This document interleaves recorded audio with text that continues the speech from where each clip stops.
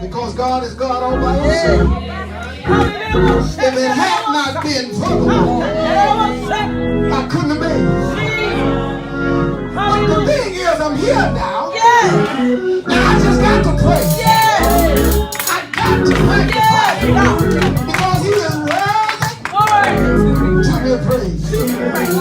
Amen. While you're standing, we just want to thank God today for his grace and for his mercy. Amen. As we introduce the speaker today, we thank God that he is able to bless us to have a diversity of ministers, amen, to share the word of God with us. Amen. And I'm just glad to be able to introduce this psalm and present to others. None other than our very own Minister Jeremiah Sanders.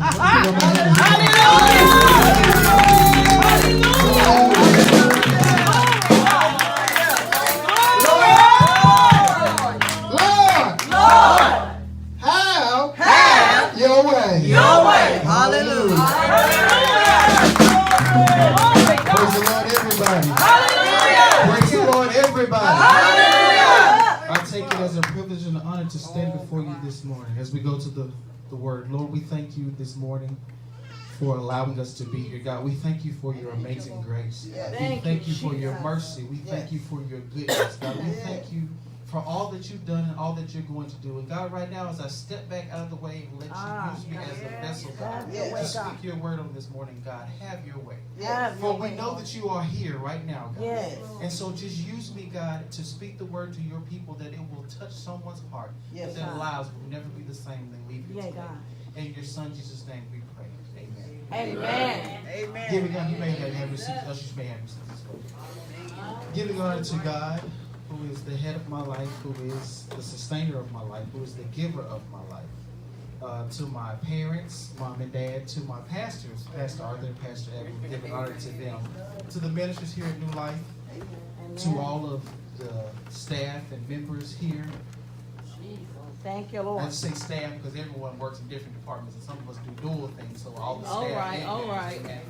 So all visitors and friends, whether you be watching via social media, Facebook, Instagram, we also give you recognition to know that God is in control. Amen.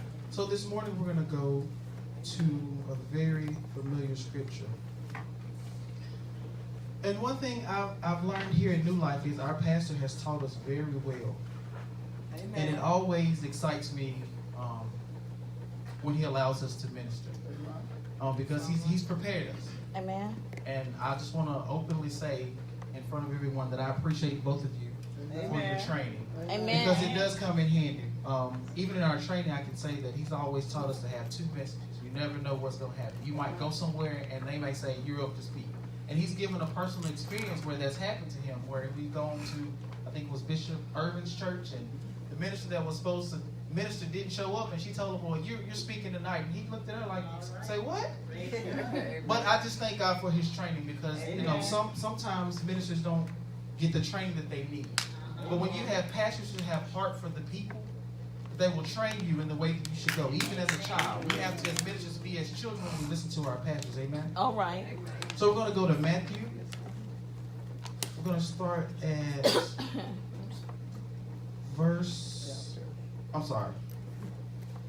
let's go to the chapter first. I apologize. Let's go to 16. Matthew chapter 16. I'm sorry. And this is a very familiar scripture. This is where Jesus is talking to his disciples. We're going to start at verse...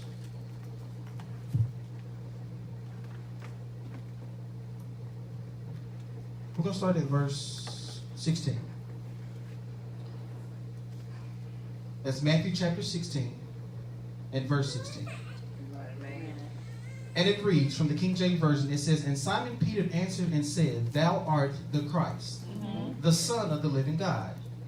And Jesus answered and said unto him, Blessed art thou, Simon Bar-Jonah, for flesh and blood had not revealed it unto thee, but my Father which is in heaven. And I say also unto thee that thou art Peter, and upon this rock will I build my church, and the gates of hell shall not prevail against it. And I will give unto thee the keys of the kingdom of heaven, And whatsoever thou shalt bind on earth shall be bound in heaven. And whatsoever thou shalt loose on earth shall be loosed in heaven. Yeah. Then charged he his disciples that they should tell no man that he was Jesus the Christ. From that time forth began Jesus to show unto his disciples how that he must go into Jerusalem and suffer many things of the elders and chief priests and scribes, and be killed and be raised again the third day. Then Peter took him and began to rebuke him, saying, Be it far from thee, Lord, this shall not be unto thee. But he turned and said unto Peter, Get thee behind me, Satan. Thou art an offense unto me, for thou savorest not that things that be of God, but those that be of men. We see here that Jesus is telling his disciples of what's to come. And they don't quite understand what he's saying. Because they've walked with him, they've talked with him, they've seen the miracles that he's performed. But he's now telling them, guys, my time is coming. And they don't understand, Lord, what do you mean your time is coming? So he wants them to say, well, who do men say that I am, so I can explain to you who I am? Amen. And they say, some say, oh, you're John the Baptist. Some say you're one of the prophets, Jeremiah. But then Peter, a very known name that we all know, steps up and says, no. You're not just all those things people say. You are the Christ. And Jesus says, Peter, I want you to know something. You didn't come up with that on your own. Right. That was revealed to you. He said flesh and blood did not reveal that to you, but the Spirit gave you that. So we see here when I read on down, I love how the scriptures work. When you read it one time, you get one interpretation. When you read it again, you get a different. You can read it 5 times and get 5 different things out of it. Right. And when I read this, it says, and Peter took him, meaning Jesus, and rebuked him. I never remember reading where Jesus got rebuked by one of his own disciples. All right. Come on now. That's like your master in karate being pulled aside by his student and saying, Master, you can't tell me you're not going to teach me no more. That's not right. But look what Jesus did, even with his disciples rebuking Peter rebuking him, saying, Get thee behind me, Satan. He called it out for what it was. All right. Because he knew that flesh and blood didn't reveal that he was the Christ. It was God, right? So he also had to tell Peter, I know that's not you wanting to do all this. Because guess what? The devil already tried me once. As Pastor preached before, he took me in the wilderness and tried to tempt me. And he brought me down on the earthly level and said, here, turn these stones into bread. And when Pastor preached that sermon, I thought about it. I said, Jesus' human body was weak. And the human body can only go so many days without bread and water. There was once a story of a minister or a preacher who tried to duplicate what Jesus did and go 40 days and 40 nights without bread and water. Come to find out, he didn't make it to the 40 days and 40 nights. Because his body, his earthly body, could not handle it. So when we heard the story of him being tempted and turning these stones into bread, and he said, man shall not live by bread alone, the devil took him up. Now, I thought about that. On the ground, it's easy to get oxygen. But when the devil takes you up to a high place, the oxygen level decreases. So now, if you're already weary and you have lack of oxygen, your mind plays tricks on you, does different things. Because if your mind and your brain loses oxygen, you think differently. You start to what they call hallucinate. So the devil said, if I can't get you where you got oxygen, let me take you up a little bit higher. So he took him up on a high church building, the highest church he could find, and say, hey, I know you're a church guy, so let me take you to your comfort level. If you throw yourself down, I know the angels will come get you, because that's scripture, since you want to say scripture. And Jesus looked again, even in his high state, saying, no, I'm not going to tempt him. You know that. So the devil said, okay, I still got you here in this realm. Let me take you to an exceedingly high. Now, in my mind, I thought he just took him way in the sky. No, exceedingly high means he probably took him to space where there is no oxygen. Because why? He said he could see the kingdoms of the world. Which means the only way you can see the complete earth is if you're in orbit. Right. So the devil said, well, since you just, let me take you where you can't breathe. All right, Let me Sandra. take you where you should suffocate and not be. And Jesus, still in his right mind, said, devil, you know, You thou know. should only serve the Lord thy God. God. Which made it known, it's not just my God, he's yours too. Because he created you, so don't get it twisted like it's just me. And the devil said, okay, you know what, I can't get you on earth, and I can't get you in the high place. I'm just going to leave you alone. But we see here the devil has many tricks. If he's tried it once, he's going to try it again. But this time, he's going to do it differently. I look at Job. He tried Job. He took all his things away.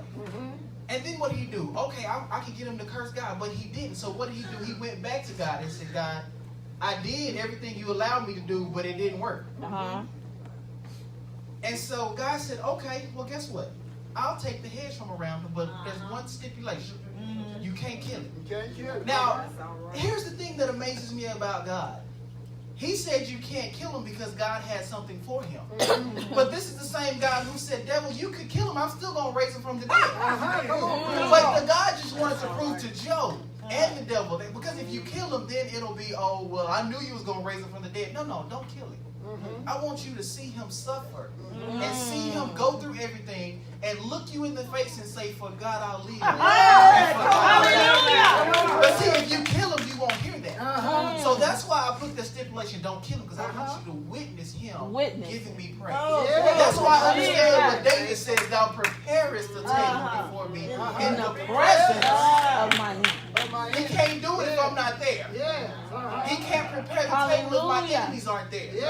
That's why I stopped praying the prayer, Lord, kill my enemies. No, I need them alive so they can see me. I don't want to kill them up. I want them to see. So when they sit at this table and think it's for them, and I come out in my priestly garment, in my robe of many colors, oh, that's the chosen one. And I get to sit at the head of the table. And I get to choose from everything on the table what I want.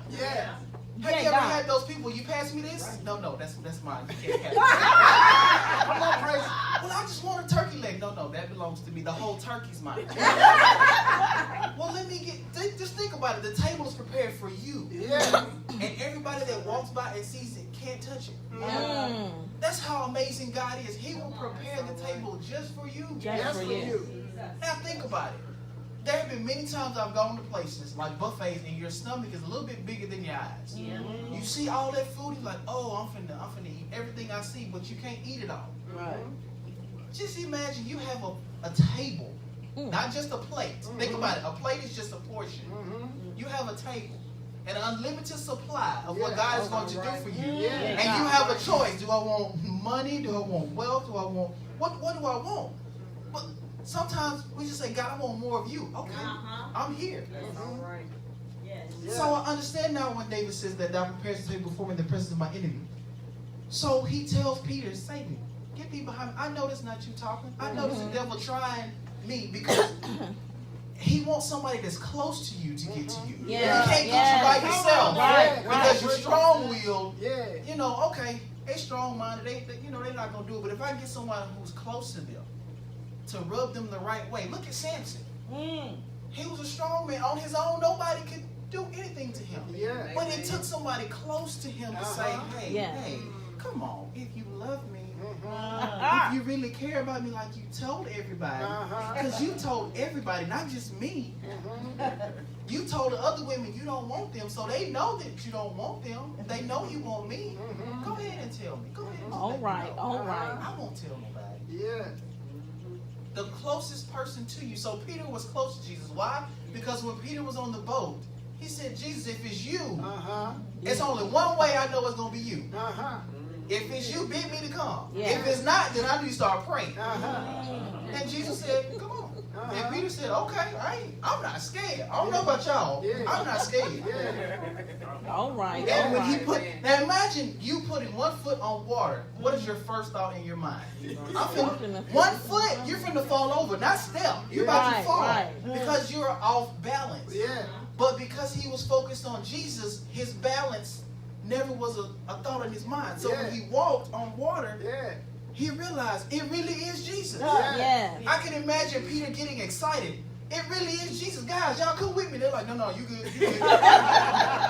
you got it by yourself. You took 2 steps. Let me see you take more steps before I come out there. And he walked. So it didn't take 2. He said he walked on the water. Yeah. Walk. And he was making his way to Jesus, and then it hit him. I'm here. Jesus is there. The boat is there. Now I'm in the middle. What do I do? Come on now, preacher. Yeah. How many times have we stepped out on faith and we've gotten so far and we're like, wait, my comfort level was there, but Jesus told me to go here. Yes. What do I do? Peter got afraid. He saw all of the possibilities of what could take him out. Yes. All right. And fear gripped him. So now faith got replaced with fear, and he began to sink. But it's one thing that I liked about Peter. He remembered, if this is the same Jesus that bid me to come, this is the same Jesus that will save me. Yeah. So he said, Lord, I messed up. Save me. Don't let me drown. Don't let me walk on water. In my story be I walked on water and then after that I drowned. Don't let that be my story. All right. And Jesus went, Peter, what was you thinking? Now, how could you imagine being in water, drowning, you're being picked up out of water at your waist, and you're stepping back on the water? Imagine the bottom of your clothes are wet, and now you're back on top of what thought it had you. When you were in the water, you were waist always to your neck, but now you're back on top of it. And I can see Peter looking down at his clothes and looking at the water and looking at Jesus and saying, what just happened? I know I was sinking. But the master came. As the song says, we have to reach way down. And he picked me up. So that's why when I sing the song Amazing Grace, how sweet the sound. He saved a wretch like I was sinking. And all I said was, Jesus, I need you. And he saved me.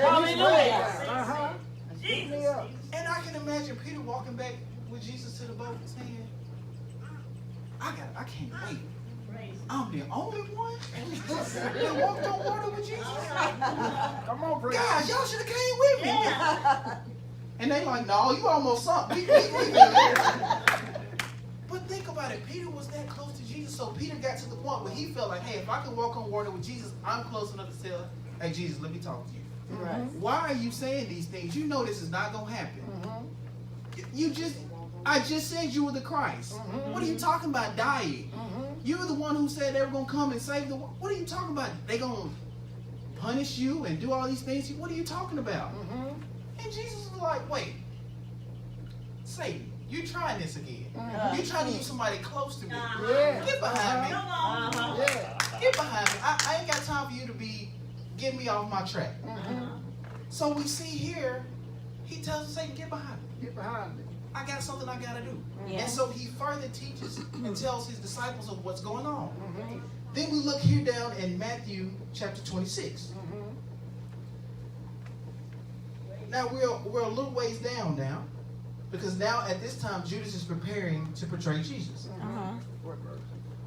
We're going to go to verse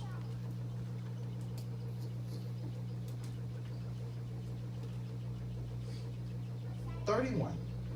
Well, 30. We'll start at verse 30. That's Matthew chapter 26 and verse 30. It says, and when they had sung an hymn, and they went out into the Mount of Olives, then said Jesus unto them, all ye shall be offended because of me this night.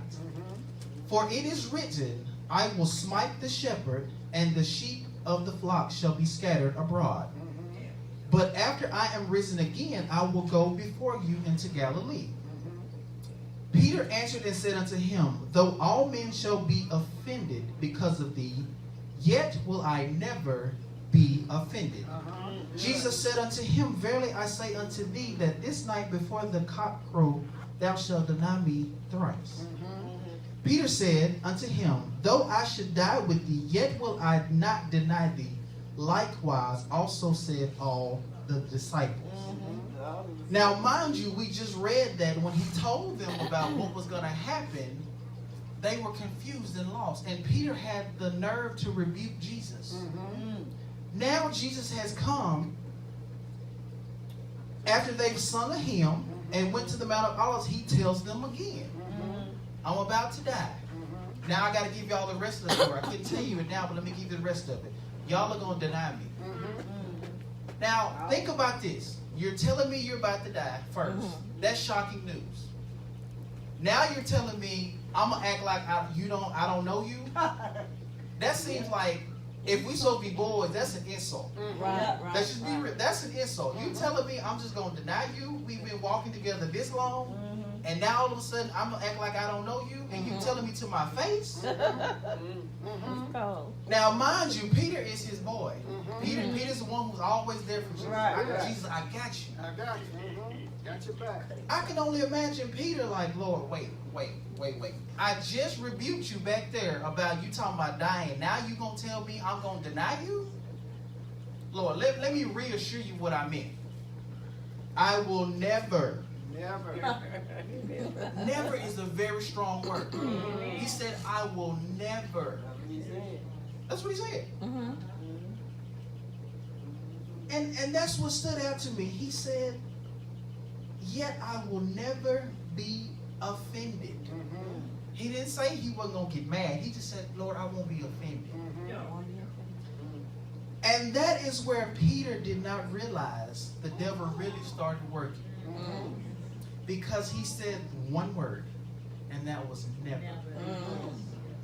If you read back in 16, one translation says, Lord, that will never happen to you. When he was referring to him dying, Peter told him, God, Lord, that will never happen to you. And here he says, yet I will never be offended. When I thought about that, reading it again, the title of the message, let me give it to you now, is Never Again. Never again. Never again. We see here there's a never again. See, at first Peter was like, Jesus, you're not going to die. That's never going to happen. You're the Son of God. There's no way you can die. That's not going to happen. And then he comes and says, you're going to be offended. Let me assure you, since you think that, okay, you talk about dying, that's fine. But let me assure you, I will never be offended. I've been right there. I walked on water with you. I've done all these things with you. I went and caught a fish with money in his mouth for both of us. I'm not going to be offended. I was closer to you than anybody. If everybody else gets offended, they have a reason to. I don't. Yeah. You've done too much for me to be offended. All right. Why did Jesus told him to his face, you're going to deny me 3 times? And when he said that never, the devil started working. Because whenever you say never, an opportunity for temptation comes in. Right. Yeah. Because I've experienced in life, something has to happen for you to say never. Prime example. Waiting on a black president. They say we're never going to see one. Right.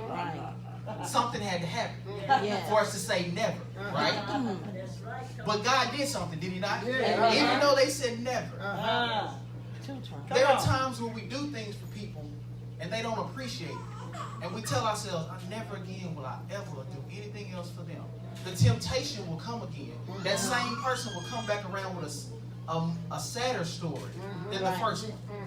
And now you have to ponder, well, the last time they just said they needed gas money. Now they're saying gas money, water, lights, car note. And if I don't hurry up give it to them, they're not going to have a place to lay their hair or eat nothing. But at first it was just, let me borrow $20. Now it's, I ain't going to have a place to stay. And then if I ain't got no place to stay, can I come stay with you? Never again. But in your mind, never again. Never again. The temptation will come. So here Peter says, Lord, I will never do that. I will never be offended. Because I'm your disciple. I'm the closest one to you out of all of them. So we read down, and he tells the disciples, come with me. I got to go pray. And he takes Peter and a few others, and he tells them, in verse 30, he says, then said he unto them, my soul is exceedingly sorrowful, even unto death. Tarry ye here and watch with me. He says, and he went a little further and fell on his face and prayed, saying, oh, my Father, if it be possible, let this cup pass from me. Nevertheless, not as I will, but as thou wilt. Now, a few verses ahead, he tells Peter, he says in 35, he says, Peter said unto him, now I saw I should die with thee, yet I will not deny thee. Likewise, also said all his disciples. Then cometh Jesus with them unto the place of Gethsemane, and said unto his disciples, Sit ye here while I go and pray yonder. So he's telling them, I need you to go with me. The reason why is because he knows that they're coming for him. He knows this. Now just imagine had Judas and the soldiers come and got Jesus before he got to the garden. Just imagine what would have happened. He hadn't made a decision yet. So when he went to be tried, he probably would have opened his mouth and said something that would negate everything God had planned. Which means his birth would have been for nothing. And his death would have never happened the way it was supposed to. So we see here he goes off and he prays. And when he comes back, he sees them asleep. It says in verse 40, he said, And he cometh unto his disciples and findeth them asleep, and said unto Peter, What, could ye not watch with me 1 hour? You just said, you just told me, you're the same person who just rebuked me. How you can't pray with me 1 hour? All right. You're supposed to be on the lookout, remember? All right. And you sleep. Yes. He says in 41, Watch and pray that ye enter not into temptation. The spirit indeed is willing, but the flesh is weak. In my mind, I told myself, if Jesus would have told me that after I was woken up out of my sleep, that the spirit is willing, but my flesh is weak, I would start praying right then and there. I would remember he just told me I'm going to deny him. I better start praying so I won't do it. But guess what? The temptation to go to sleep was more greater than fighting the temptation of denying him. Amen. So guess what? Jesus goes to pray again, and he comes back and sees them sleep again. So Jesus said, you know what? Sleep on. I've realized something. You can only go so far with me. Yeah. Jesus. There's some friends and family members that can only go so far with me. All right, Sanders. There's only some classmates and some co-workers that can only go so far with me. Come on. But it's until I make the decision to follow Christ. Yeah. Because my friends can go another place with me, or I can convince them to go another place with me. It's two different places. There's heaven and there's hell. Yeah. If I go with my friends and don't go by myself, we all can collectively have a bus, one-way ticket. But I've realized when it comes to Christ, it's a personal decision. Yes. Come on now. If it ever became a corporate decision, Yeah. we would always have to vote. Now, wait a second. How is it that this person here can vote on if we go into heaven today or tomorrow? I want 2 more years and they want to go tomorrow. I think we need to debate that. It's not a corporate thing. It's an individual. Hallelujah. Yes. Come on, praise Hallelujah. Because it says if you confess. Yes. See, we all can confess, but all of us might be confessing different things. Right. Some of us might be confessing that he's Lord, but not confessing that he's our Lord. Yeah. Some confess the name All right, Jesus, Sanders. but they're talking about Jesus. Yeah. They're not talking about the Son of the living God, All right, Jesus Christ, Sanders. my personal Savior, Yeah. the greater one that lives in me. They're not referring to him. Uh-huh. They confess it, all right. Yeah. But then after the confession, what else have they done? They can just say, oh, I love the Lord. He heard my cry. He's my Savior. Yeah. But what do you believe? Come on now. Yeah. You confessed it. Everybody heard you say it. Yeah. But what do you believe? Because if you believe something, your actions will show it. Yes. If you believe that he was the Son of God, you start walking like it. Yeah. You start talking like it. You start acting like it.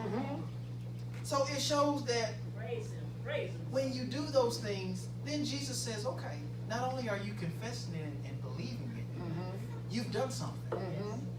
You're saying, never again do I want to go back to the old man. I want to be new. Never again.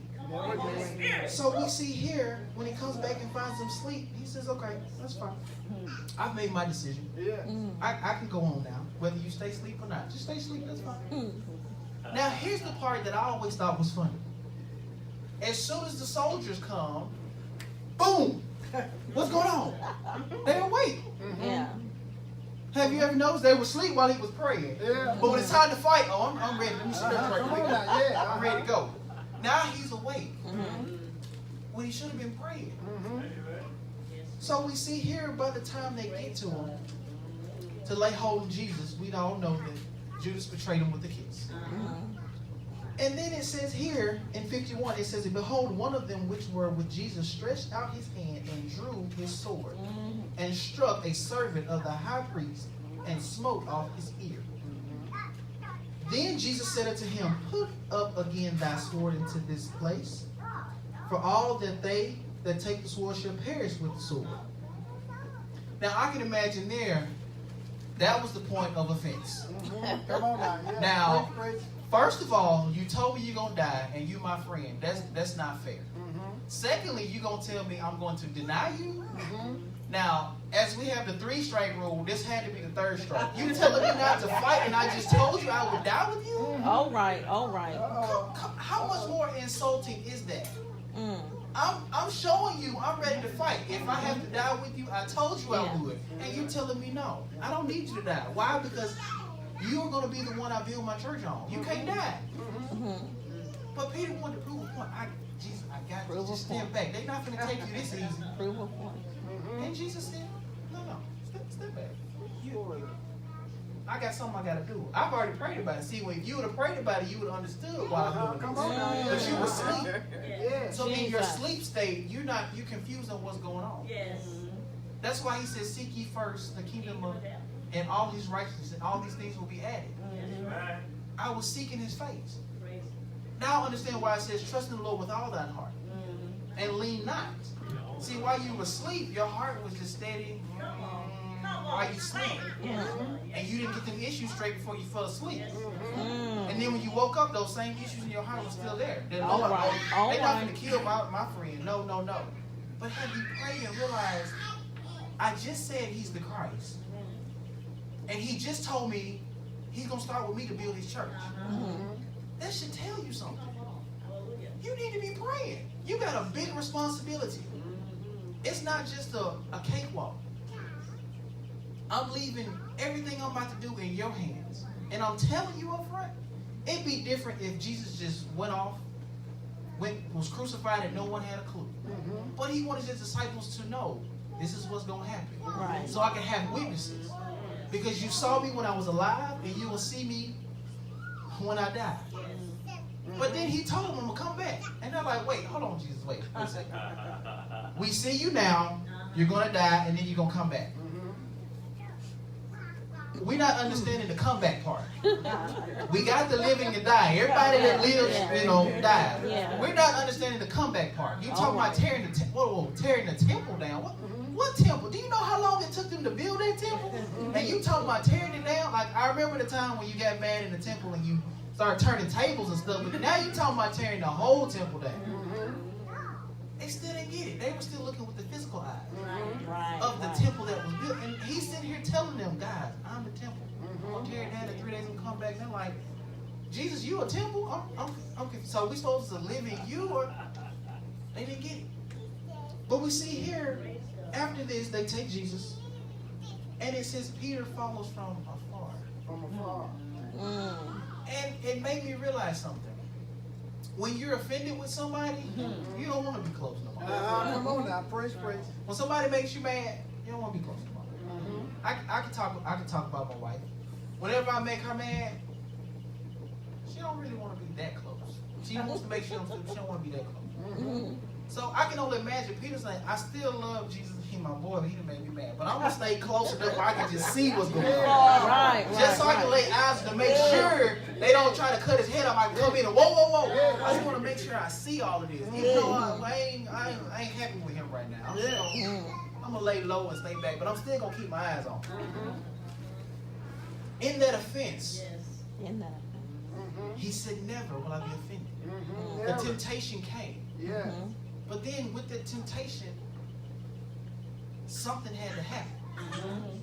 And in him falling afar, he forgot because he was offended. His mind was already distorted. Because he's already been asleep, woken up, ready to fight. Jesus told him to stop. Now he's just confused. I don't understand what's going on. He's confused. He's unstable right now. So when somebody comes up and says, Peter, it's you. Peter who? Aren't you one of his disciples? Who? Who's disciple? Jesus, the one that's being ridiculed right now for, I don't know him. Jesus, you must be talking about the one that lives, 2 countries over.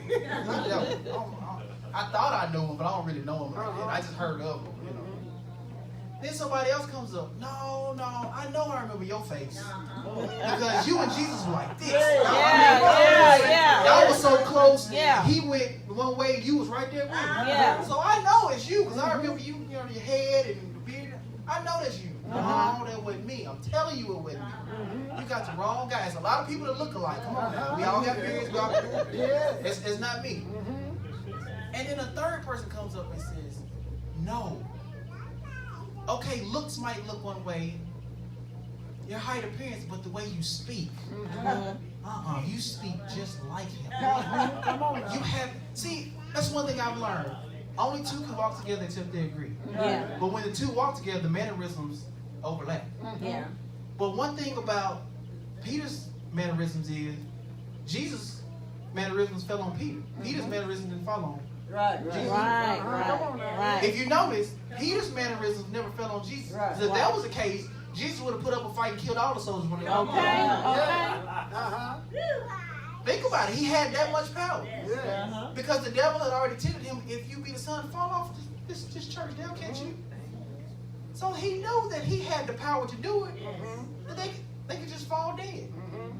But Jesus said, no, I'm not going to do that. So Peter had those mannerisms of Jesus, the way he walked, the way he talked, the way he carried himself, because he had been with them so much. I remember my sister went off to school at Alcorn, and she came back talking a little bit differently. And I was like, I looked, I said, who is this? What are you talking about? Talking? I thought it was talk. She would say words differently because she had some friends that were from New Orleans and they had different accents, or from New York and they would say things different. Like, what are you talking about? You know what I'm saying? And I would be like, what? But she was close to them. They were very close. Even with people with African descent, if you're close enough to them, you'll pick up some of their words. And so I realized Peter started saying some things that Jesus would say. And they said, no. The way you speak, I know for a fact you will want to hear. And Peter said, you know what? Let me prove to y'all, just like I proved to Jesus, I'm not one of his. This is what I call the words Peter used. Uncut, uncensored, choice words. All right, The ones on Sanders. TV where they got the All right, Sanders. he used those.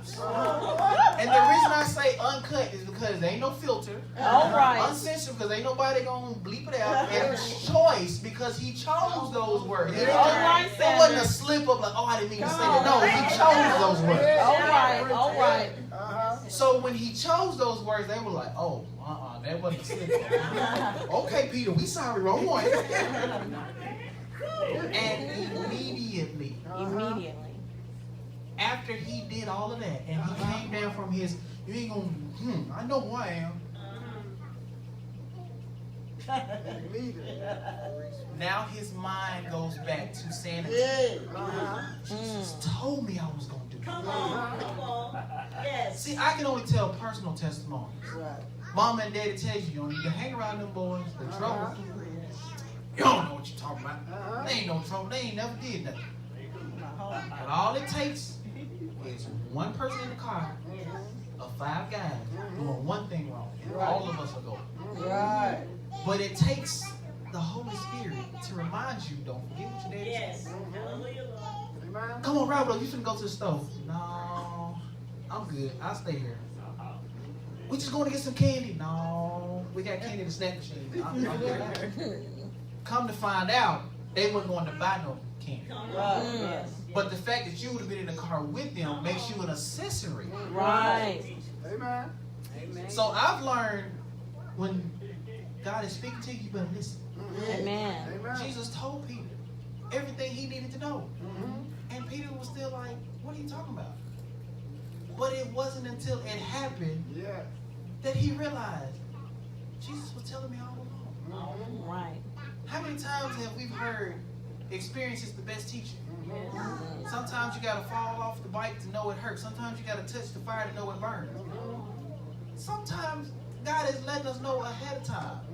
Don't do that. Right. That person did it, they survived. If you do it, you might not.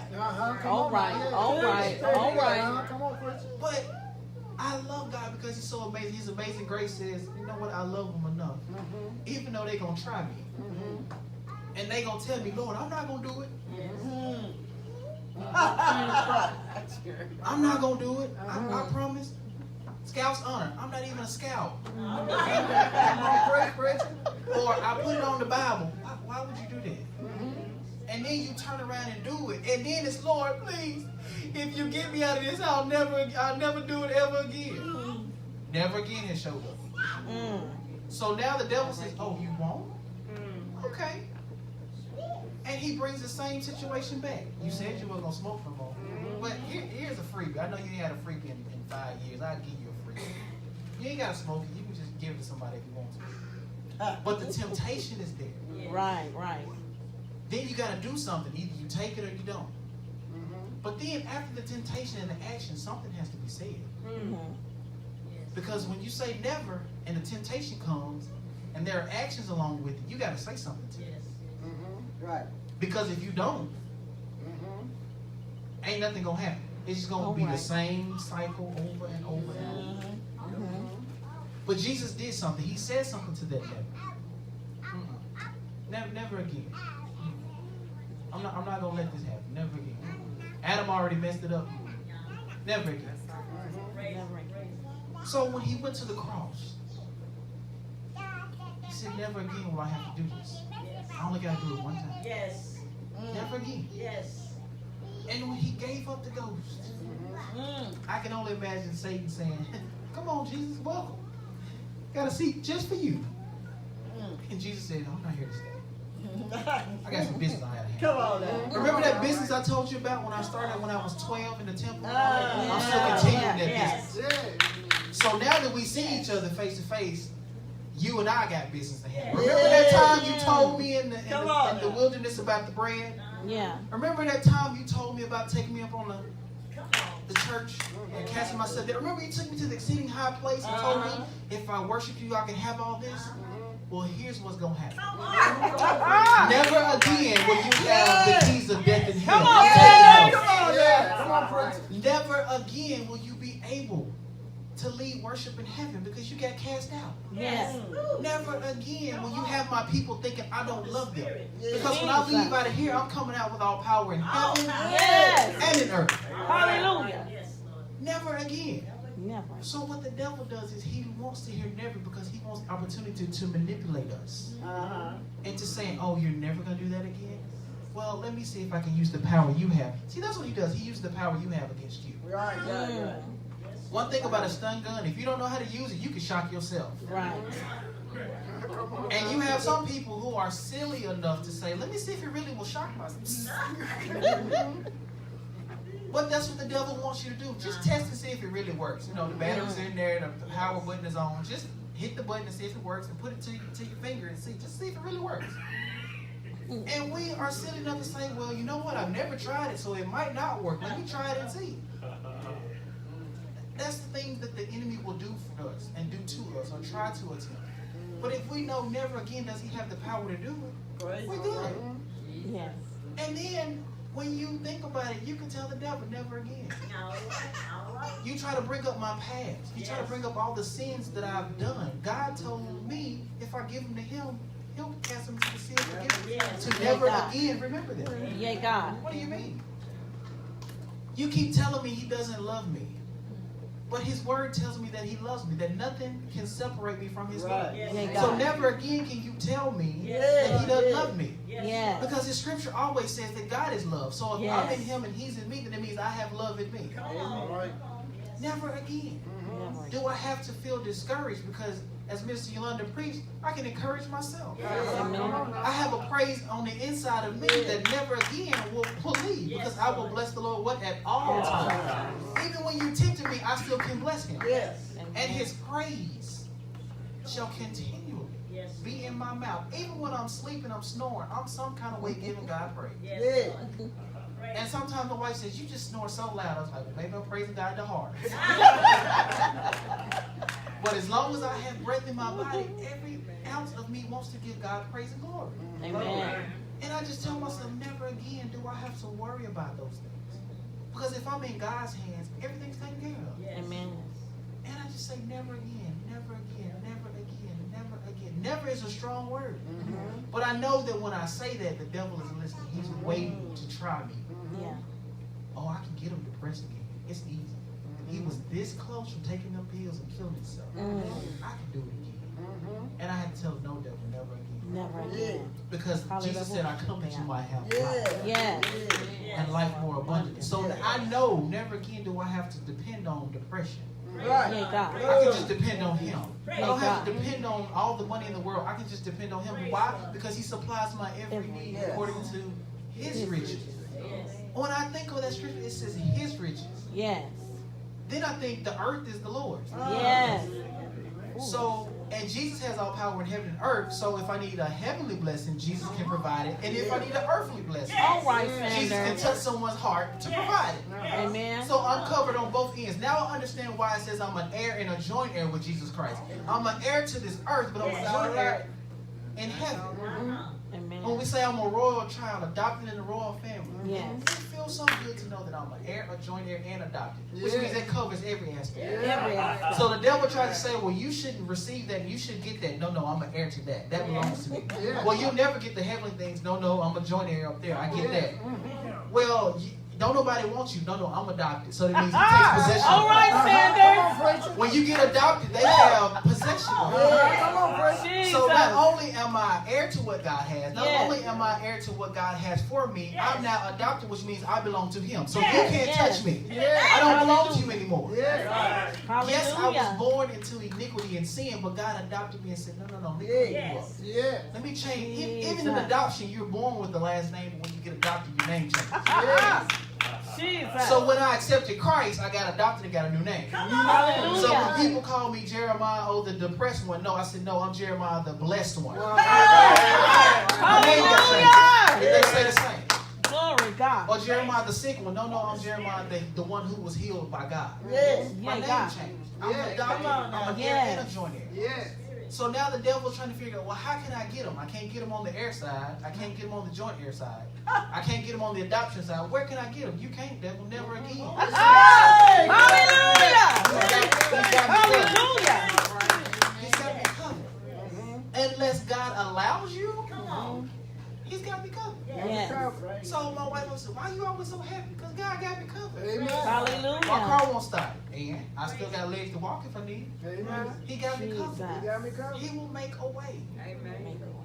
I think of Abraham and Isaac going to sacrifice. He'll provide a sacrifice. Got it covered. And that story always amazes me because I put myself in that situation. My father being Abraham, me being Isaac. How would I feel for my father telling me, son, we got to go sacrifice? Okay, Dad, that's typical. We've been trained to do that. But we get up there and I say, Dad, where's the sacrifice? Yes. Now, I believe Abraham had to be so assuring and confident in his statement when he told Isaac, God will provide a sacrifice. You look at me dead in my face telling me this? I'm thinking, as a child, oh, okay. But in my mind, I'm not thinking, son, oh my Jesus. And when Abraham began to tie Isaac up, it never hit Isaac to realize, oh, I'm the sacrifice. No, Daddy, wait. It never hit him to realize that. To tie him up, and then here's this, to place him on the altar. And I asked myself, if God told you to tie yourself up and place yourself on an altar and be a living sacrifice, could you do it? I said, Lord, it didn't say Isaac screamed or kicked or refused to or ran down the hill. Mama, you trying to kill me? He was a willing sacrifice. Willing sacrifice. And I can only imagine, and this is just my imagination, Abraham and Isaac locking eyes Jesus. before he pulls the knife back. Who had the fear? Was it the one who was going to die or the one who had to do the killing? But they both were so strong in faith, they agreed as touching. God. Yeah. that Abraham knew God could raise him from the dead, and Isaac said, even if he does, God is a healer. I've seen him do it. Yeah, yeah, So, Daddy, yeah, do what you got to do. Son, are you sure? Daddy, do what you got to do. So, them together, agreeing in faith, God said, oh, wait a second. Faith on this side, faith on that side. I can't do it. It's too much faith for me to continue this. That's why Jesus had to go to the garden. God had enough faith to say, I know Jesus can do this. But Jesus was like, wait, hold on. I don't think I can do this. But until he said, not my will, but let thy will be done, it was sealed. The devil couldn't do nothing else. Right. He tried. He tried to beat him and whip him and make him talk. He didn't say a word. Even putting him on the cross and letting him suffer. See, I always thought the cross was a real quick, they nail him and then you dead. No, he had to suffer. Just imagine when he says, follow me as I follow Christ. When Paul was saying that, take up your cross and follow me. Like, I got to deal with the agony of carrying a cross up a hill. Which means people going to talk about me. People going to do me wrong. People going to misuse my name, abuse me. And these are the same people who get to look up on me when they try to crucify me, when they try to get me fired off a job, or they try to say that I'm not worthy of getting a loan for this house when I know that my credit is right, or when a church who has all the money to get the lane is denied. But God had other plans. He had other plans. I can imagine Pastor saying, never again will another bank ever do this church like that. Ever. Never again. Because I know I followed what God told me to do. Never again will they, but when God spoke to him and said, don't worry about that. I'm pretty sure he was like, Lord, wait. I'm trying not to get offended. You just told me don't worry about it? And they just denied us, and we got all the credit, we got everything lined up. All they had to do was say, well, Pastor, we just need your signature, you need the officer's signature, and you all are approved. But they denied us. See, when you really hear God's voice and understand his plan, those little things don't offend you. Because you know God has something greater. See, had we been approved for that loan, we probably would have found some land that probably would have been a flood zone. So by the time we build this great facility, it gets flooded out. Now we got to start over. Or the foundation is rocky. But what God did was he allowed us to experience a denial, only to give us what he had for us all along. Hallelujah. Sometimes when people deny you and say no, I tell myself that's a new option. It doesn't mean it's final. No just means a new option. That's all. All right. Like the song says, when Jesus says yes, nobody can say no. People still gonna tell you no. But guess what? God has the final say so. Amen.